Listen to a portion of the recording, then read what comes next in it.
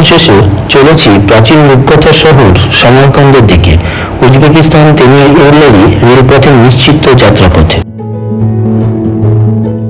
বহু ঐতিহাসিক সাম্রাজ্যের অংশ ছিল এই শহর। মঙ্গল থেকে তিমুর, খানাত থেকে রুশ, বহু বৈদেশিক আক্রমণ ও লুটতরাজে সাক্ষী বহন করে চলেছে এই শহর।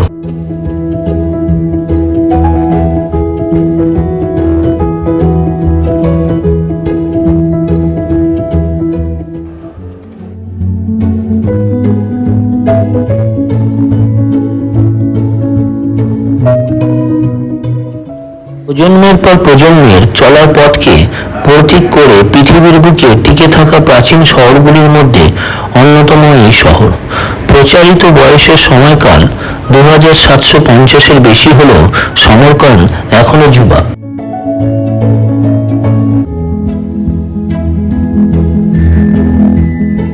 1370 সালে সমরকন্দ দখল করার পর আমির তিমুর এটিকে তার রাজধানী হিসেবে ঘোষণা করেন।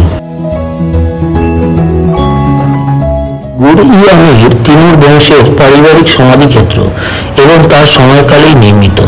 প্রাচ্যের এটি একটি মধ্যযুগীয় স্থাপত্যশৈলীর অন্যতম। 1404 সালে তিমুরের প্রিয় নাতি মুহাম্মদ সুলতানের অকাল প্রয়াণে তিনি এই সৌধটি নির্মাণের আদেশ দেন। এখানে সমাধিগুলির মধ্যে উল্লেখযোগ্য হল তিমুর, তার দুই ছেলে সাদক মিয়ান শাহ আর তার দুই নাতি মুহাম্মদ সুলতান ও উলুগবেগ এবং তার আধ্যাত্মিক নেতা মীর সৈয়দের। মুহাম্মদ সুলতানের নির্মিত এক কমপ্লেক্সের মধ্যে এই সৌধটি নির্মাণ করা হয়েছিল, যেখানে ছিল ভ্রাম্যমাণ সুফিদের আবাসস্থল ও ছিল উচ্চশিক্ষা কেন্দ্র, যেখানে শিক্ষা পেতেন উচ্চপদস্থ ব্যক্তিদের সন্তানেরা, শিক্ষা শেষে যারা যোগ দিত সরকারি ও সামরিক কাজে।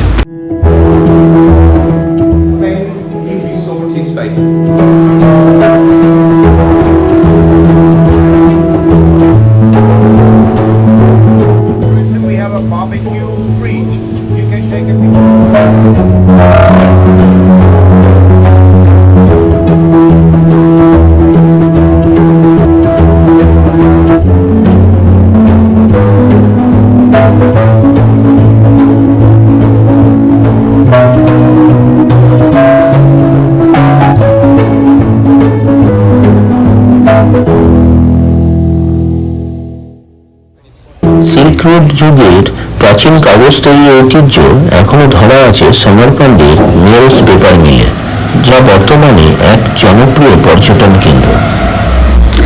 তুঁত গাছের ছাল থেকে প্রাচীন পদ্ধতিতে এখানে তৈরি হয় কাগজ, যা রাসায়নিক বর্জিত। সমগ্র প্রক্রিয়াটি সচক্ষে দেখা এখানে এক বিরল অভিজ্ঞতা। পরের একটি ভিডিওতে প্রক্রিয়াটি আলাদাভাবে প্রকাশ করা হবে। উৎপাদিত পণ্য বিভিন্ন উপহার সামগ্রী ও অঙ্কনের ক্যানভাস হিসেবে ব্যবহার করা হয়, যা বহু বছর টিকে থাকে।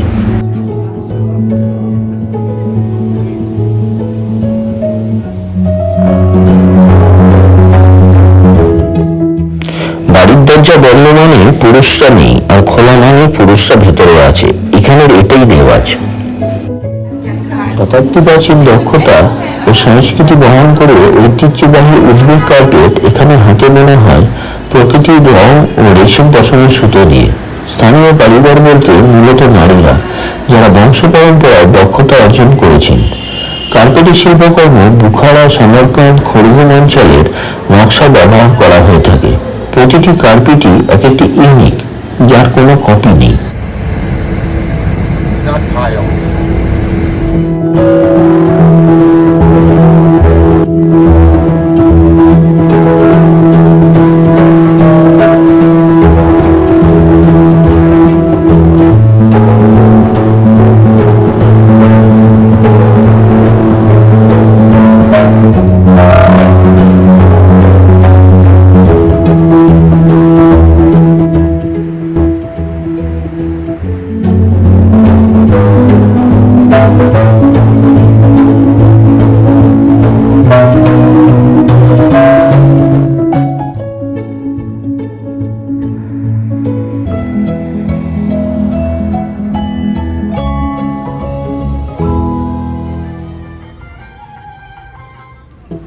বংশের শাসনকালে সমরকন্দের এক বালুকাময় স্থানে 3টি বিশাল মাদ্রাসা সংস্কৃতি, ধর্মীয় ও শিক্ষার প্রসারে তৈরি হয়, যা পরবর্তী সময়ে রেগিস্তান স্কয়ার হিসেবে পরিচিতি লাভ করে। ইতিহাস ও শিল্প সৌন্দর্য মিলে এক চিরবিস্ময় সৃষ্টি করেছে স্থানটি, যা সিল্ক রুটের ঐতিহ্য বহন করে। তিমুরের নাতি ও বিখ্যাত জ্যোতির্বিদ উলুগবেগ নির্মাণ করেন উলুগবেগ মাদ্রাসা, যা জ্যোতির্বিজ্ঞান ও গণিতচর্চার কেন্দ্র ছিল।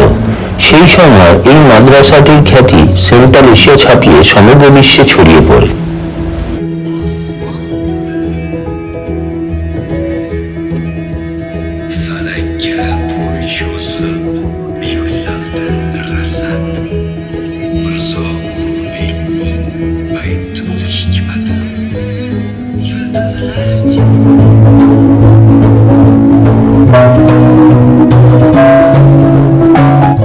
হাতে তৈরি সিরামিকের টাইলস, যা অলংকার হিসেবে দেওয়ালে ব্যবহার করা হতো, তা বানানোর শিক্ষা কেন্দ্রও ছিল এখানে।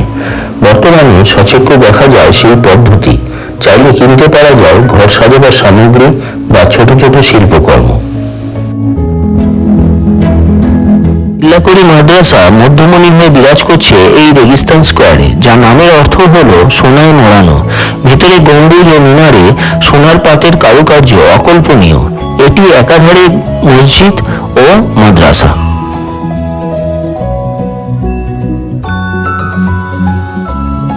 শেরবেগ মাদ্রাসাটি ঠিক উলুগবেগ মাদ্রাসার বিপরীতে অবস্থিত, যার প্রবেশ গেটের মাথার দেয়ালে সিংহ হরিণের চিত্র ইসলামিক শিল্পকলার এক বিরল উপস্থাপনা।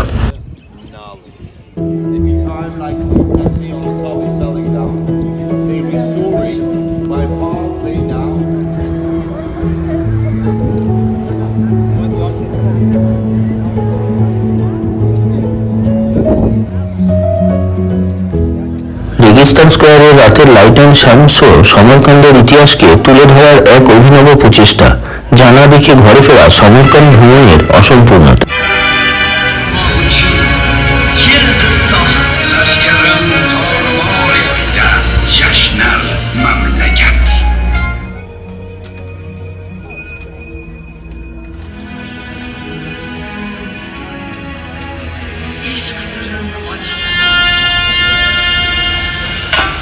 Afsanalar yurti ozod.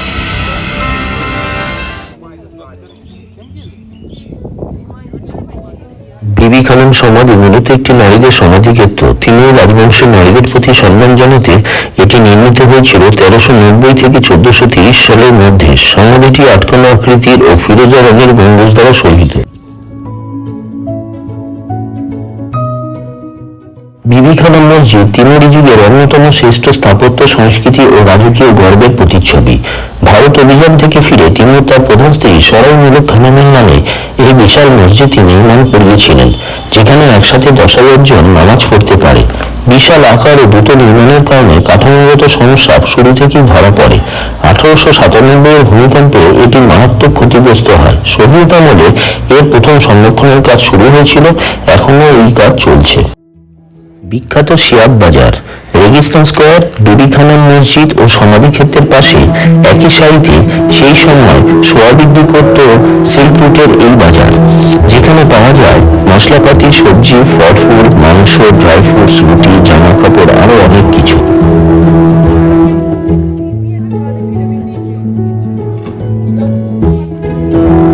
তিমুরের নাতি উলুগবেগ ছিলেন একজন শাসক ও সেই সময়কার বিখ্যাত জ্যোতির্বিদ ও গণিতজ্ঞ। মির্জা উলুগবেগ মিউজিয়ামে রাখা আছে তার জীবনী ও বৈজ্ঞানিক আবিষ্কার। আছে 1400 শতকের জ্যোতির্বিজ্ঞানের ইতিহাস, দুর্লভ পাণ্ডুলিপি, বইয়ের অনুলিপি ও ব্যবহৃত যন্ত্রপাতি। পাশেই তার তৈরি বিখ্যাত অবজারভেটরির ধ্বংসাবশেষ দেখতে পাওয়া যায়, যা পৃথিবীর প্রাচীন ও নিখুঁত অবজারভেটরিগুলির মধ্যে একটি। আমির তিমুর ইরানের সুসা শহর থেকে নবী দানিয়ালের দেহাবশেষ এনে শিয়ার নদীর পাড়ে সমাধিস্থ করেন, যাতে শহরটি আশীর্বাদ প্রাপ্ত হয়। কবরটির দৈর্ঘ্য প্রায় 18 মিটার। সমাধির পাশে অলৌকিকভাবে একটি পেস্তা গাছ জন্ম নেয়। বিশ্বাস, এই গাছের মাধ্যমে আশীর্বাদ লাভ করে মনোকামনা পূর্ণ হয়। জানা যায় গাছটি কখনো শুকিয়ে যায়নি। শাহী শাহী জিন্দা নেক্রোপলিস একটি মাজার ও সমাধিক্ষেত্র। এখানে নবম থেকে 1500 শতক পর্যন্ত বহু কবর ও গম্বুজ বিশিষ্ট সৌধ রয়েছে, যা তিমুর বংশের সময়কালে তৈরি। কুছাব ইবনে আব্বাস ছিলেন নবী মুহাম্মদের চাচাতো ভাই, যিনি ইসলামের বাণী প্রচারে এখানে এসে শহীদ হয়েছিলেন। বিশ্বাস যে তিনি এখানেই সমাহিত ও জীবিত আত্মগোপন করে আছেন, তাই নামকরণ শাহী জিন্দা মানে জীবিত রাজা। এটি একটি পবিত্র তীর্থস্থান যা মধ্য এশিয়ায় ইসলামের প্রাথমিক বিস্তারের সঙ্গে যুক্ত। কুছাব ইবনে আব্বাসের মাজার ছাড়া এখানে তিমুর বংশের মানুষজন, দরবারের গণ্যমান্য ব্যক্তি ও সেনাপতিদেরও সমাধিক্ষেত্র।